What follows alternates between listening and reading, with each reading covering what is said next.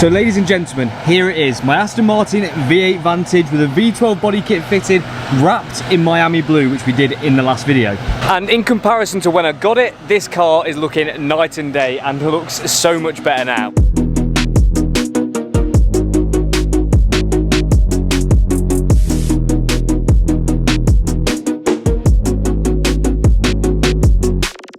But unfortunately, looks are not everything with this car. And Aston Martin's not only got to look right, but it's got to drive right too.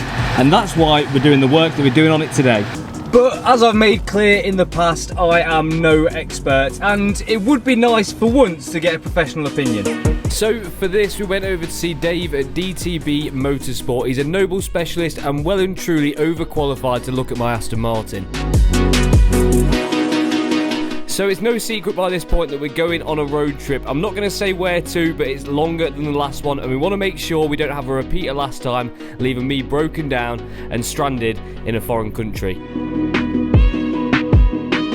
So next up was to change the oil, and Dave was showing me at this point that these engines aren't like a traditional engine. Because they're dry sumped, there is multiple places which we need to drain the oil out of.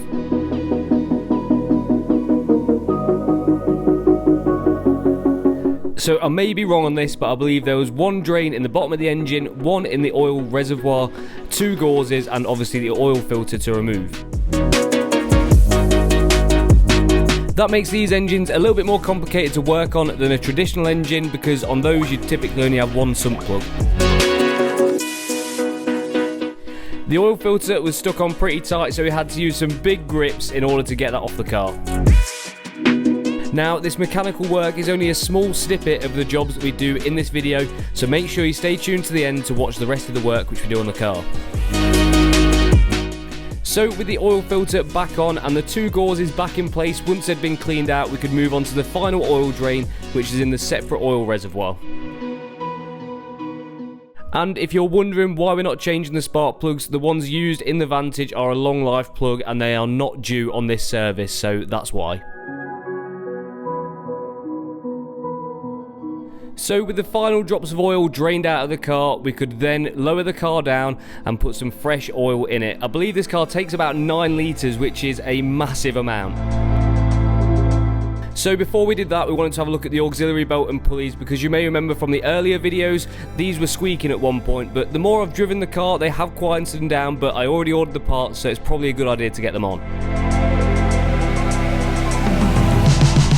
And this is why you get a professional on the job. This is something I wouldn't have thought to do, but Dave definitely knows best. He's sketched out the route which the belt takes in order to make sure that it goes back on as easily as possible. And to be honest with you, if that was me, I'd have just got stuck right in there, whipped the belt off, not paying any attention, and definitely have needed this drawing. So Dave releases off the tensioner and removes the belt from the car, but that's half of the job because the pulleys also need to be changed because they're going to be what was squeaking.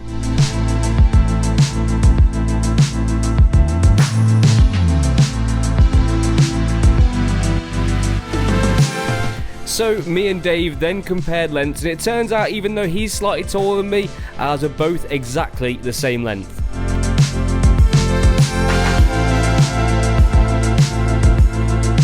So with that clarified, Dave then takes off the pulleys from the car and then replaces them with the new ones.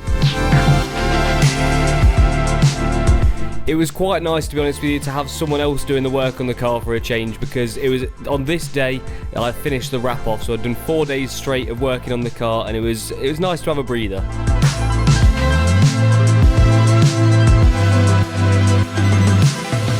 So with all the pulleys back on the car, Dave could then start fitting up the belt using the diagram which he drew up earlier, and it looked like it saved him a lot of hassle.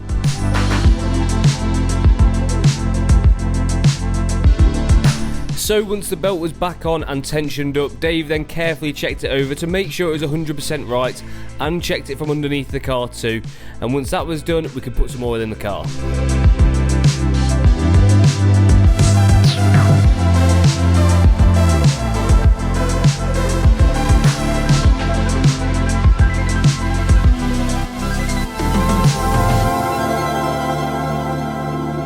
So now the car has been serviced and had its new belts and pulleys fitted, but it hasn't quite yet earned its DTB seal of approval.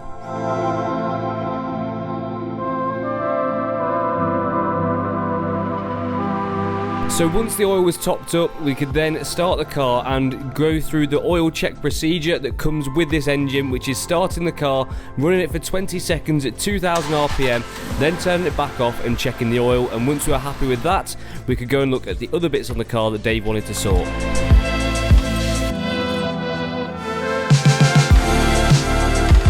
He also noticed this small heat shield on the back section of the exhaust which didn't have a bolt in it and was rattling around, so with a new bolt sent in there, that was fixed. And after a complete check over, the final job to do was to reset the service light on the dash. Hold those down, key on, and the triangle flashes 3 times. Let go of these 2 buttons. 1, 2, 3.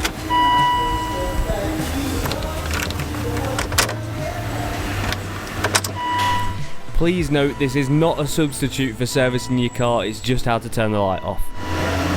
And that's how to service an Aston Martin in 2 minutes. Nice. So now the Aston is serviced and running it a lot better. I'm more confident in driving this car in long distances. There's one main job which is really ruining the aesthetic of the car. And that, of course, is the wheels. We've got 3 black wheels, all of which are curbed, and then 1 silver wheel which is curbed, and unfortunately turns out it has a very slight buckle in it, so it hasn't balanced up beautifully. But luckily we know some chaps to sort that out.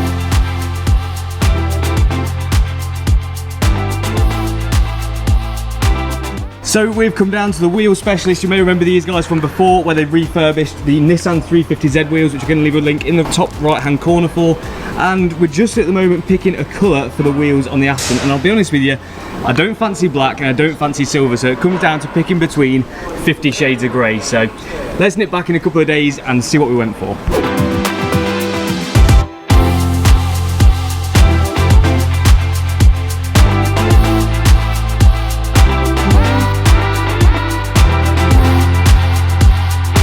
So we've gone for a shadow chrome on the wheels, which I think really works. It really brings out the shape of the wheel nicely, and yeah, I think it works. Goes nicely with the blue.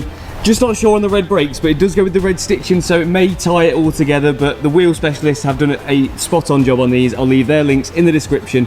Check them out if you're local to Leicester and you need your wheels doing. So the Vantage is now home with its freshly refurbished wheels, its new auxiliary belt and pulleys, and also freshly serviced. But unfortunately the weather has took a bit of a turn, but we don't let that dampen our spirits. We've still got more work to do, the first job of which is in the wheel arches. As you may remember, we didn't put the wheel arch liners back in for 2 reasons. 1, because there was still plenty of work to do underneath the car, but 2, this new body kit takes a different wheel arch liner which we now have secured. And also as well, it was kind of alright driving in the nice weather with no wheel arch lining and exposed air filters, but in weather like this, we definitely don't want to be doing that. So a nice, quick, easy job on the face of it. It's just whipping the wheels off and putting about 30 bolts in each arch liner to hold those in place, and you know, just protect everything in the wheel arch liners, including those nice new open cone filters.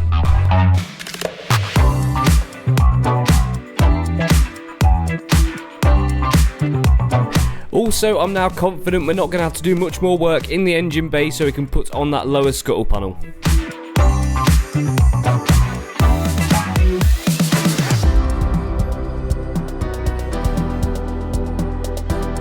Progress in this video is now looking good with all of these parts going back on, but there is still so much more to do to get this road trip ready. Now we've got all of the arch liners in and that scuttle panel at the front of the engine bay too, along with the other bits that we've done in this video already. But there is one thing and one standout piece which I'm missing, and that is the grille. Unfortunately, I have ordered one, but it takes a while to come. Unfortunately, I'm made to order, so it isn't here yet. So while we're waiting for that, we will tackle this job, the headlights. You may remember in one of the previous videos when we fitted these to the car, we had sustained a bit of damage on the old headlight in storage. So I sanded these back with an 800 grit sandpaper, thoroughly going over them until all of those scratches had been removed. Then after working our way up the grits, we could then polish the headlights, but I didn't want to leave it there. They then also got treated to PPF to make sure that they're going to stay looking good for the future too. This is the same film which we fitted on the BMW in the last video too. I was that happy with it, the Aston had to have it too.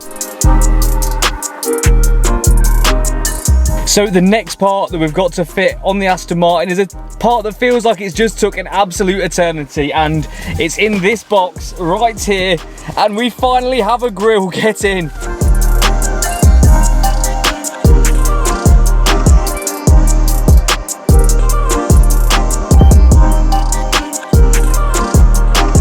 So here we have essentially the final piece for our V12 Vantage body kit conversion, and luckily this part is nice and easy to fit. So there should be 5 fixings holding this on. We've got one here, one right at the top, and then the 2 on the other side, so one here and here. Let's try and get this fitted on the car. Hopefully it's going to be easy.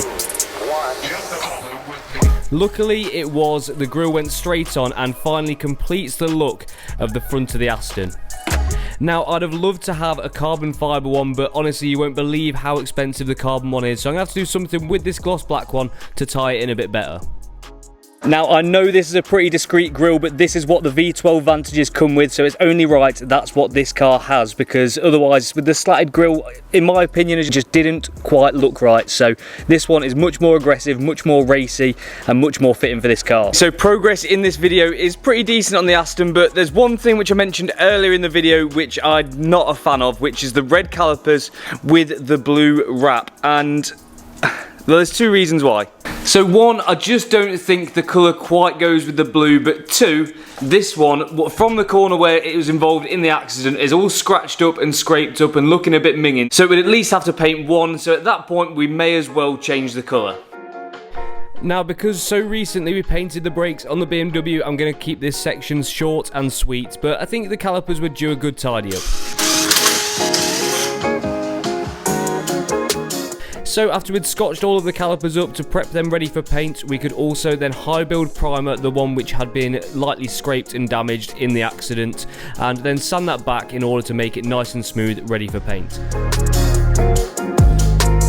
So we wrapped the car in a Porsche colour, so it's only right we paint the calipers in a Porsche colour too. I mean, it's only fitting to have Porsche colours on an Aston, isn't it? So on this one, we're going for Porsche Speed Yellow on the brakes.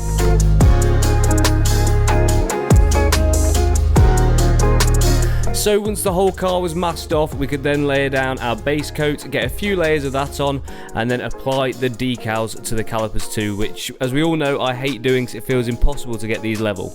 Now, you may also remember that the paint was flaking on the mirror stalks on the Aston, so I used this opportunity while the car was masked off just to do a quick repair on that area.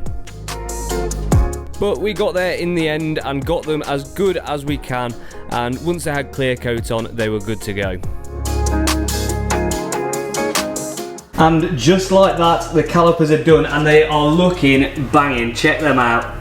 Yes, chuffed with those. They really pop well with the blue, and I think they just match the exterior a lot better. And as well, on top of that, they also needed a freshen up, so well worth it. I'm not going to show you guys loads of clips from that because it's not long ago we painted the BMW calipers, and if you want to see how I did that and these, link is in the top right hand corner. So there we have it, one much more tidy and sorted car ready for that epic road trip next week. So obviously we managed to get it serviced, get those new belts and pulleys on, sort the headlights out which are looking much better and also protected. We have painted the calipers in that Porsche yellow. We have repaired the base of the mirror as well, and on the whole it's looking a lot better, and also I'm a lot more confident in driving the car now too. But there is a couple of little bits I'm going to do, or try to do at least, before we leave.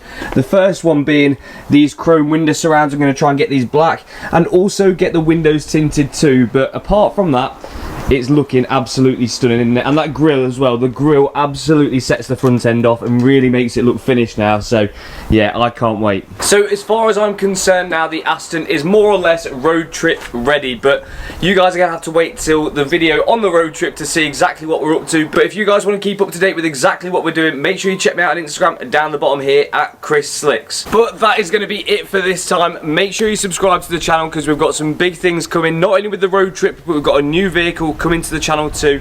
So smash that subscribe button, smash a like on the video, and I'll catch you next time.